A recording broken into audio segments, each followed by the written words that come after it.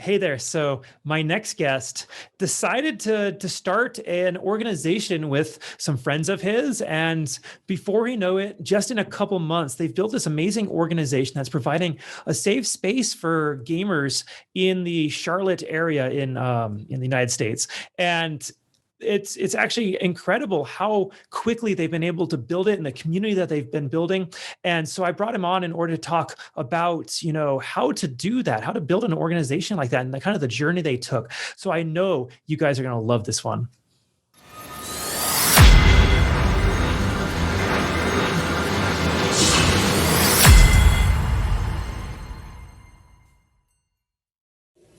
Hey there, everybody. Welcome back to the Gamerpreneur podcast. I'm your host, Dr. Bradford Carlton. Today, I have a very special guest with us. I have Zach Smith. Hey there, Zach. How's it going? I'm doing great. How are you doing? It's a beautiful sunny day in Las Vegas. How about yourself? It is a bit of a cloudy day here in Charlotte, North Carolina, but otherwise can't complain. Wonderful. All right. So, Zach, I like to get this show started getting just right into it. So why don't you begin by just telling us a little bit about yourself, please? Sure. My name is Zach, as you know. I have lived in Charlotte for about 1 year now, a little bit over a year. I am a systems programmer analyst. I do a lot of coding, outside of the gaming world at my job. I'm in the education research department, so we do a lot of, education survey research, nationwide studies, things like that. But beyond that, I am a huge gamer. Love everything Nintendo and PlayStation. Those are my two big ones. And I'm amicable guy and ready, excited to be here. So thank you so much for having me. Absolutely. All right. Now you kind of gave me a lot to discuss there, and there's actually some things you didn't even mention that I am aware of. So We'll have to unpack that all. But before we do, I have a single question that I ask all of my guests. So I'm going to ask you just like I ask everybody else. So on a scale of 1 to 10, 10 being high, how weird are you, Zach? How weird. So I was expecting this question, and I watched a couple of other videos, and I sensed a pattern that this would be the first question asked. I don't know. I think it depends on who you ask. My husband would probably give it a pretty high rating because, I'm always around the house singing and dancing and talking in weird voices to our cats. So you too. I think it might depend on the situation. But I think I would give it a solid 5 overall. All right, that's my answer. Not as one guest put it, I'm not cone on my traffic cone on my head weird, but I'm not. Right. Yeah. No tinfoil hats going on or anything like that.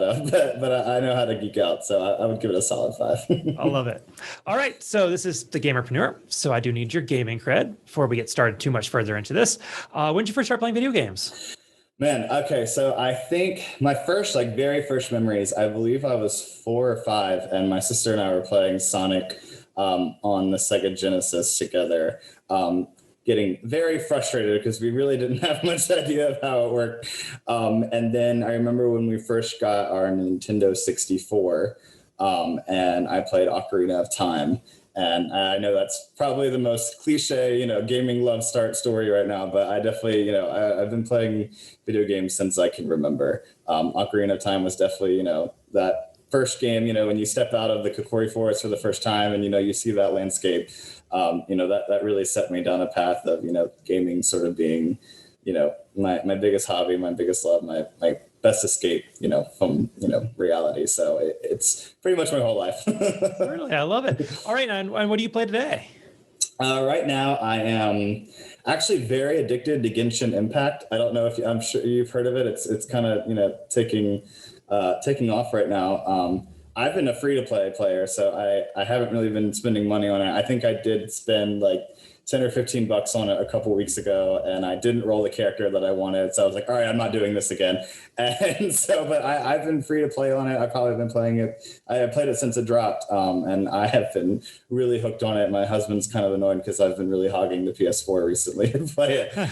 But I've been really hooked on that. Some Final Fantasy 14 as well, and always hopping in and out of Animal Crossing as well. All right, fantastic. And so you've played for a while now. If I've had you pick one game is your all-time favorite, which one is it? Breath of the Wild. Breath of the Wild. Any particular reason? Well, for me, it was kind of like the my adult version of Ocarina of Time. When you come into that sleeping changer and you sort of look at that like giant, beautiful landscape. I mean, I was awestruck. I definitely logged at least 300 to 400 hours in it, just exploring everything, doing everything I could, getting as many Korok seeds. I really found that it sort of created that, sense of adventure that I really hadn't felt as a kid, just being so awestruck and in love with the landscape and exploring. That's my biggest thing as a gamer is I just love exploring, going every single nook and cranny that I can on the map and, finding every hidden secret. And that game had loads of them. So I would definitely have to say, I think that one for sure. I love it. All right, let's switch over to the preneur part. Yeah. Sure. What's your professional background? Like, how did you end up where you're at today? So I went to undergrad at UNCW, University of North Carolina, Wilmington, and studied statistics there. I then went to grad school in USC Columbia and got my master's in statistics. And so that's really what got me sort of into the programming side of things. It wasn't until I moved to Charlotte that we really started, creating this gaming organization that, I'm sure we'll get into a bit later. And I met my other co-founder, his name is Jonathan Barrio, and him and I sort of, began talking and, realizing we both have a love for games, and especially during quarantine, we had a little group of friends that were, chatting over Facebook Messenger, like 10 or 12 of us in a group, actually bonding over Animal Crossing and all of us playing. And, we realized that, during quarantine, there really was a space and, an avenue for people to really connect through games when they don't really have the option to connect in person. And so that's, really what kind of started gearing us in towards the gaming industry was, we realized there's a niche for this, and both, me and my friend being gay men, and he's had a lot of experience running other LGBTQ organizations, we kind of just decided to, meld our love for gaming with our organization experience and, created what we have now. It's called the Charlotte Gaymers Network. And it's been awesome, connecting people, creating a safe space for a marginalized community through our mutual love for gaming.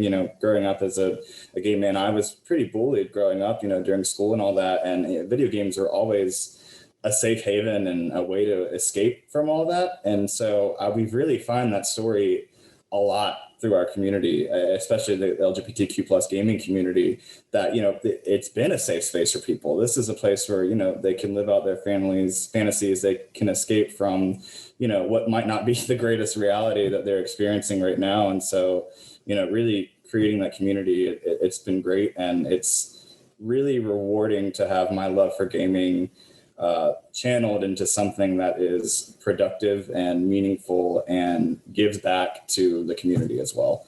I know that was sort of a long-winded answer to a very simple question, but that's really how, we've gotten to where I am right now. So it's wonderful. Is this the first organization you've started?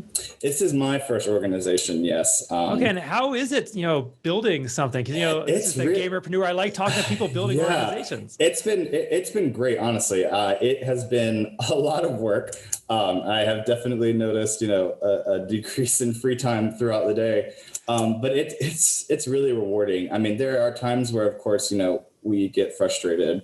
Luckily, my partner, my co-founder, he's the board president and I'm the executive director. We're a nonprofit, so we have, a board and, an executive director and everything like that.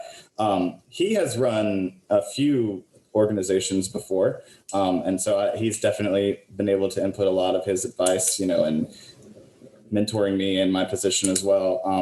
It's been great though. It's been a lot of work, but hearing that feedback from the community, of people saying, we really needed this. It's been a breath of fresh air, some of the words that we've gotten from people. So while frustrating at times, just because of the sheer magnitude of work and organization that has to go into it, hearing that feedback from the community, it just makes the work all worth it. And that's ultimately what we're here to do, is just to create a safe, fun space for everyone to get together, play some games, hang out, and, just have fun.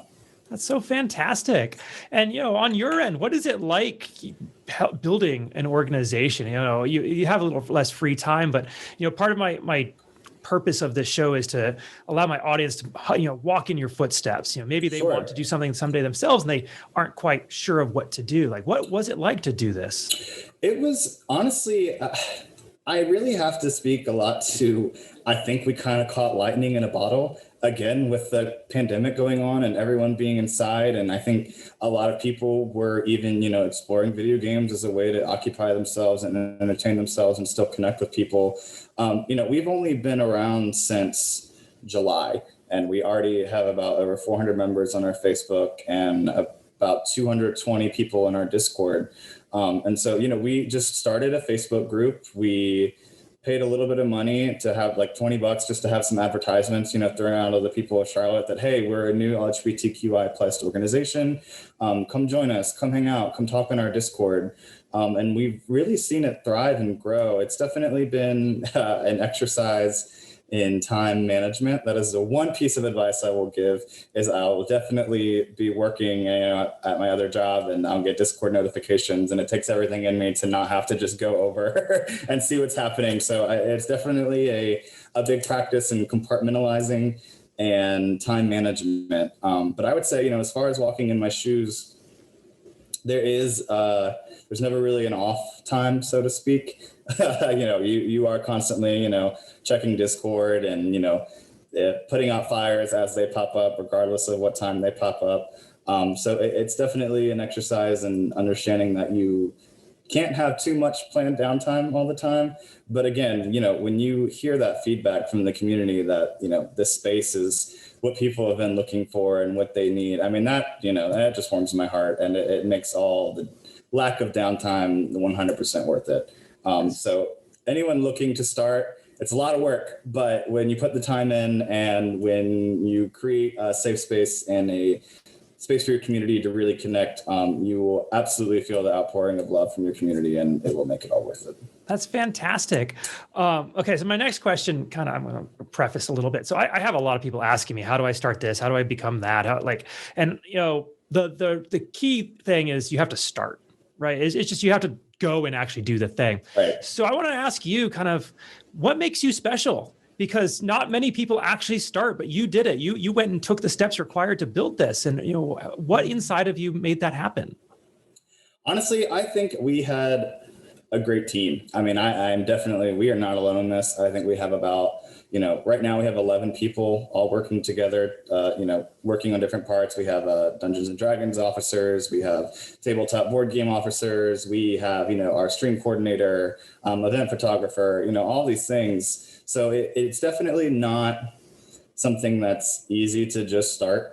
It definitely, me and my friends sat down. We talked about, what our goals were, what our mission was, what we wanted to stick to, and sort of just built things around that. It started with just creating a Facebook group and announcing to, just our social circle of friends that, hey, we've started an LGBTQIA. That is really hard to say really fastly over and over again, I will say. But, we just sort of released the idea and the concept to our friends and our circles, and then our friends put it out to their circles, and then it was a big sort of social media and word of mouth campaign that we really sort of spearheaded. And luckily for us, my friend Jonathan Barrio, he has a lot of connections in the community already. He has run organizations in Charlotte, so I will say we definitely had a hand up with his hard work that he has done in the LGBTQIA plus community in Charlotte already. And so him being able to bring those connections and experience has helped us, recruit a lot of the talent that we need to be able to have this organization run successfully. So I will absolutely say it is not just my hard work. It is the work of everyone that, works under us and that we've come in contact with, and all of our members too, who have really helped spread the word and helped us, create this safe, hospitable, and, warm and welcome space for everyone, and just getting the word out there. So it is not a one-man effort. I will say that. All right. That's wonderful. Now, it's fantastic, the amazing growth that you've been able to have, but obviously it hasn't come without challenges. What kinds of challenges have you guys faced? I think communication, absolutely. And of course, when you're running an organization, there are a lot of voices and a lot of opinions coming in and out. And I think, finding a way to navigate, what is going to make sure that everyone is proud to, work with CGN. I think right now, We're at a good place where we've really facilitated an area where all of our officers and people who work with us can voice their concerns. We are very, very big on not hiring or being surrounded by yes men or women or people, so to speak. If you don't agree with something we're doing, or if you have different opinions, please voice them. We want, you to voice those opinions, but that has definitely been my biggest challenge, is just, navigating them all and making sure everyone feels heard and seen. And, just figuring out a way to work with everyone. Because, of course, as you grow and you have 400 members, everyone's going to have opinions on something, and really navigating that and figuring out, which opinions and which ideas really hone in and focus on the mission that we have at CGN. So that's probably been our biggest struggle for sure, because it's just a lot of people. All right. I love it. Now, so you've only been around for a few months now, but what would you say you wish you had known when you first started? How much time how much work it would be, honestly. You have this idea of what's going to go in it. And, it has been, I'll have, like I said, I definitely compartmentalize. So I think the need to exercise extreme time management and compartmentalization is something that I wish I had known I would need going into it, for sure. I now focus complete 8-hour days on my Sundays is my CGN admin time, as we like to call it, where Sundays are my work days for that. And sometimes in the evenings, I'll get work done. So definitely wish I had known how much it would leak into my professional real work life, with, my job that, pays the bills and all that, with, my passion project, so to speak.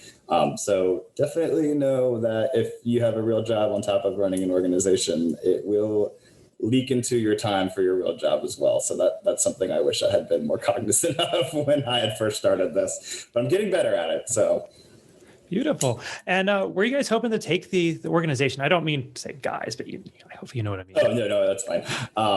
I have to catch myself saying that too. So it's fine. I'm working on that myself.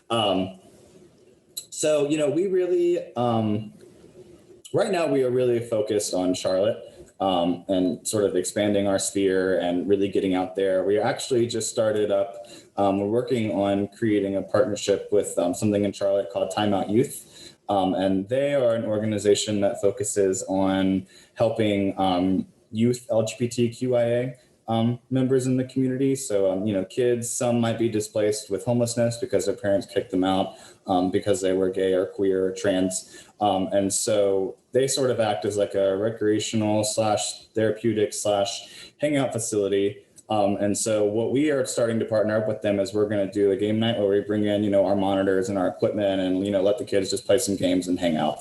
So we're really looking to steer in towards, a social group for, the adult LGBTQIA plus gamers in the community, but also, getting some community engagement and really, taking the time to pour our love for gaming back into the community in a way that is beneficial for everyone and, gives back. So that's really where we see ourselves going. We really want to give back to the community as well. Fantastic. Do you have any advice for anybody out there who might be interested in starting something like this up in their own city? So I think there actually are a few in other big cities, some gaming organizations. As far as advice, I would say stick to your mission. Don't veer off course. When you have a mission in mind and you have a vision, ours is creating just a safe space for all of our gamers. At the end of the day, that is our number one mission, is creating a safe space for our gamers to come and be themselves. As long as you don't stray from that, and you really care about it and you really are not in it for personal gain, but more so of just, really giving back to the community and creating that space, I'd say you're golden. And I say start a Facebook group, hire someone to do, I think we went online and hired someone online, like $60 to make our logo, and, just sort of went from there. That's really the best advice that I can give you guys, is just create a Facebook group, pass it out to your friend, or whatever social media you want to use to start it. Circulate it among your friends and just see where it goes. But stick to your mission. That's the biggest advice I have. I love it. It's fantastic advice, especially in the nonprofit world, because I've seen a lot of nonprofits start to stray, and that's never good.